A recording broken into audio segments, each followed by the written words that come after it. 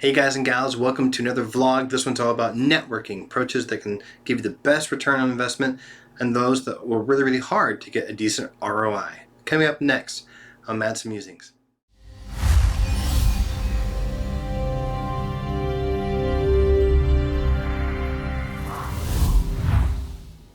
Alright, so we're going to talk about networking, and those that are freelancing, you know this is a daily grind, something you have to do for both the short-term picture and the long-term picture, and it can be quite the grind.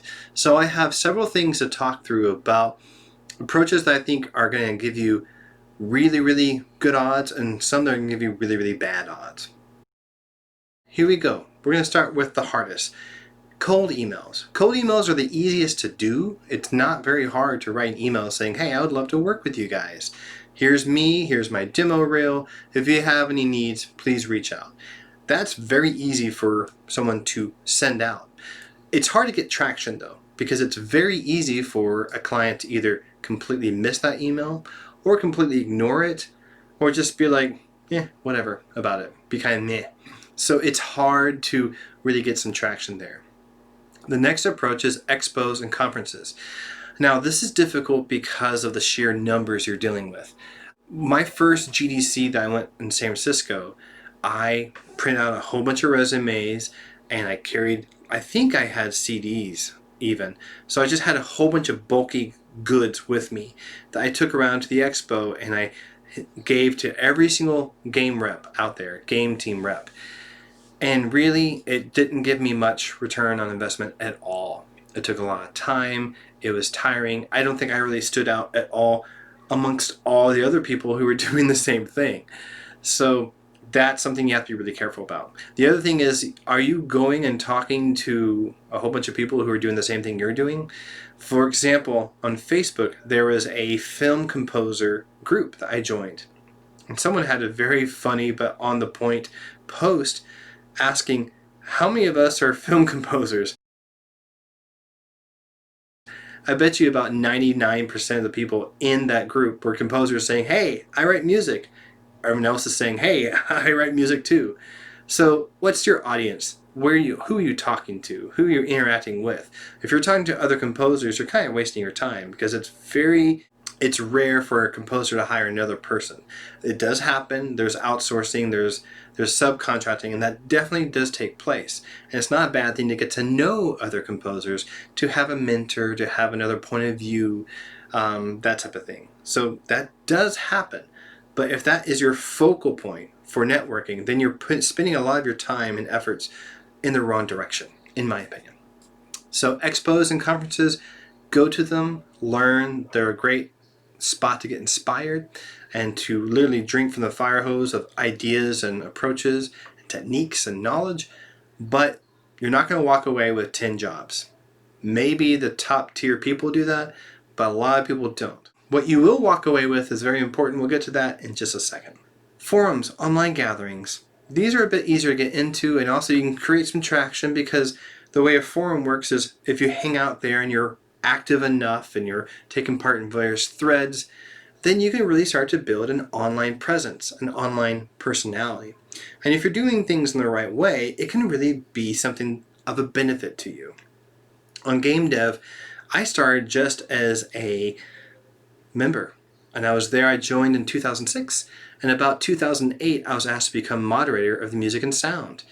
And they asked me because I was so active and taking part in discussions. I just enjoyed the community part. I enjoyed sharing my ideas with folks who were earlier on the path than I was about what worked for me, what didn't work for me, what are some ideas. That's why I do these vlogs. I enjoy just sharing what has done well for me, what hasn't.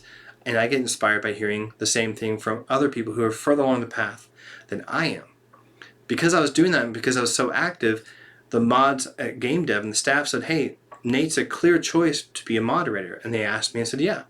And that was in 2008. And I've been a moderator of music and sound ever since.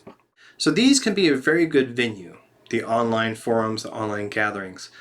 But you have to be careful with how you use it too. I've seen people do a lot of harm to themselves if they misrepresent themselves on these outlets.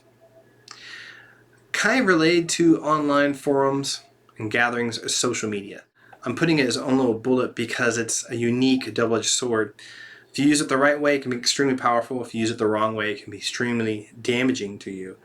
But things like Facebook, Twitter, I would go and follow, subscribe to those who are doing things you appreciate. And like I said about the Facebook film composers group, don't just follow other composers. You do want to be involved and be in tune, no pun intended, with those who are doing what you want to do, but you also need to meet animators, developers, writers, designers. If you look at my Twitter feed, I've followed a whole bunch of animators. I've followed a whole bunch of game designers, and they'll show a screenshot or an animation they're working on. They'll show a screenshot of their game saying this is where we are right now. And I'll comment and say, I really like the art style. I really like this animation. I'm not saying anything about, hey, I'm Nate Madsen. I would love to do your audio. Why don't you hire me? That's not in there at all. Instead, it's just a compliment. And what I've found is people, when they get complimented, first off, they pay more attention to it. And they also say, oh, who's complimenting me? And they go and they look at my page. Doesn't always lead to a job, but it creates a connection there. And they're like, hey, that's nice. This person's not asking for work. This person's just giving feedback. So the hardest one to do that can yield the greatest return on investment is relationships. Actual, true relationships. The reason why these are hard is because they take time. They take effort. You have to sow the seeds for quite some time. It may be a number of years before you actually get any work from a friend. But here's the deal is, if you're becoming friends for the right reason, you're not out to get work. You're just enjoying the friendship, the connection you have with that person. You have the similar likes, interests, you enjoy conversations with that person, you inspire each other in various ways, you have a healthy competitive nature about things you all take part in or compete against each other in. It's all a benefit, and it's mutually beneficial. It's not one of those one-way streets. We've seen that before. We've seen people who say, hey, I want to be friends with this person, but you can tell it's just because they're trying to see what they can get from that person. It's not a two-way street.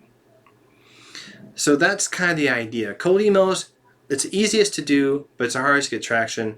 Expos and conferences, it's really hard to break through the noise of everyone else doing that. How do you stand out? And often these people who work these expos or conferences, by the time the 2 or 3 day event is done, they've met so many people that you are literally a dot in a huge ocean of dots. And how do you stand out there? That's really hard to do.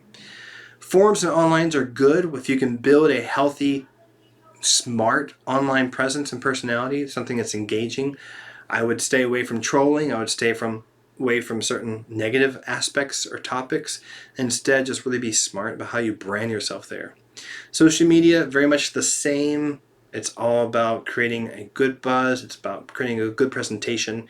Tina Guo is an amazing cellist and entrepreneur, and she made a really good point saying, if I go to someone's page and a couple of posts down, whether it be Twitter or it be Facebook, Instagram, if I don't see anything about you and your discipline, let's say you're a sound designer and all your posts are about donuts and chocolate cake and whatever, it's not about sound design, then you're missing out on a prime opportunity to be engaging. You're misrepresenting yourself on your social media. But if I can see, oh, this guy really likes donuts, and right below that, here's a cool tutorial video he made on how to do sound design. Or this gal really likes horses, but here is an awesome demo reel that she did of some really cool sound design she did. That's a good opportunity. That's where you want to have that balance. Of course, in social media, you don't want to be 100% one thing or the other. I try and blend in a little bit of my personal life and jokes and memes along with my professional. So we talked about social media and then relationships. Relationships are really interesting because you can connect with people on the strangest things. For example, back in 2012, I did paleo and I was missing carbs, something fierce. And I met and connected with another composer who was doing paleo. And we consoled each other over our miss of bread. And we shared recipes and shared approaches, and we connected that way. Another person I met, when I first met him, I didn't know what he had worked on. I had no preconceived notions or ideas about what type of grand projects this person had been involved in. And that actually worked out in my favor because I just was connecting with them person to person. We had similar senses of humor. We enjoyed each other's company. We were laughing really, really hard. And we became friends. And then we'd see each other every GDC, and we started talking. And when I said, hey, we're expecting our first child, he gave me a whole bunch of tips and everything. We connected just on life stuff. I've actually hired him a couple different times to do small jobs for me as a mixer, as a mastering engineer. There's another person I met who I actually had some information. I knew how to work with Nintendo DS bank files and sample data and how to set everything up to make it run off MIDI. And this composer knew how to do it via tracker. But he had a new project where they were not doing XM or mod related music. They needed to be MIDI bank sample approach. I could teach him that. We met at Blue Goose Cantina. Fantastic fajitas. Go there if you're in that area. And I showed him how to do things. It was also my first time meeting him. And we became friends. He was a really, really nice guy. And he actually has hired me over the years for small things here and there. And we're still friends to this day. You don't know how your friendships are going to pay off over the years. And you shouldn't look at it as a conniving Game of Thrones type of how can I move these chess pieces. It shouldn't be that approach. It should be you just genuinely like these people. And when I get the chance to hire a friend, it makes me feel so great because I want to work with people I like and respect and trust. I know that they want to do the same thing. And so those friendships you have can really turn into great jobs, but it may take a number of years. It may take a decade. You don't know. The point is, you're out there trying to make your brand the biggest and the best it can be, and also supporting them. That's one more point I want to bring up about my last friend that I mentioned, the Blue Goose Cantina person, is I love his mantra of there's enough work out there for everyone. He does not feel the need, nor do I, to be cutthroat about this.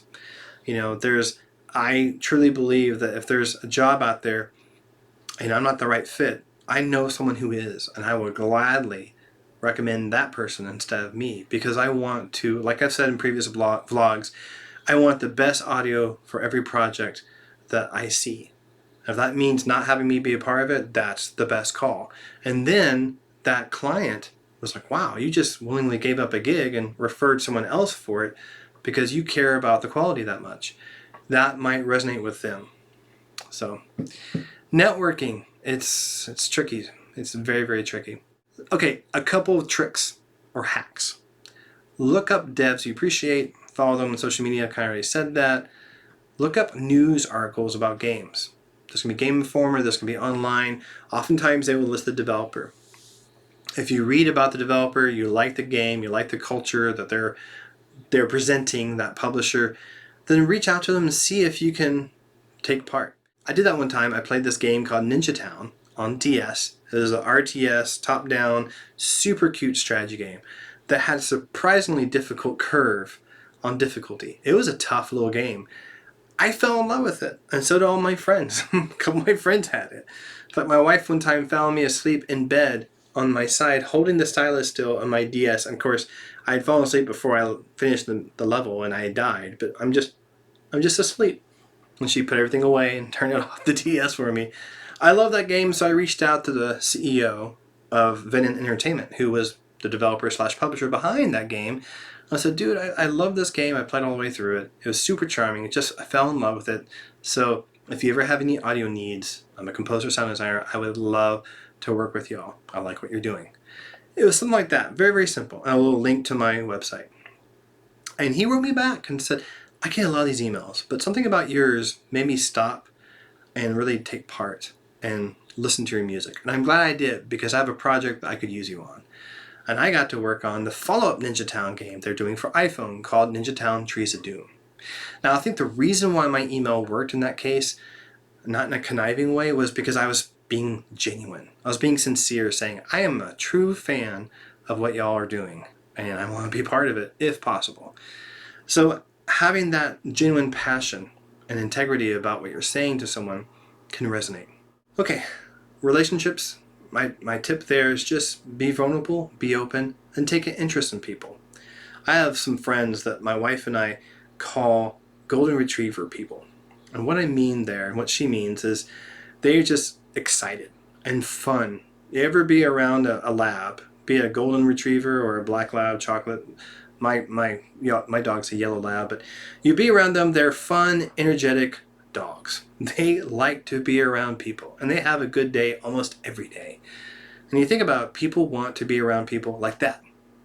Not being fake about it, but how can you, in whatever situation you're in, what makes you a lab person, a golden retriever, a happy, excited person, and then have that go out in the way you communicate.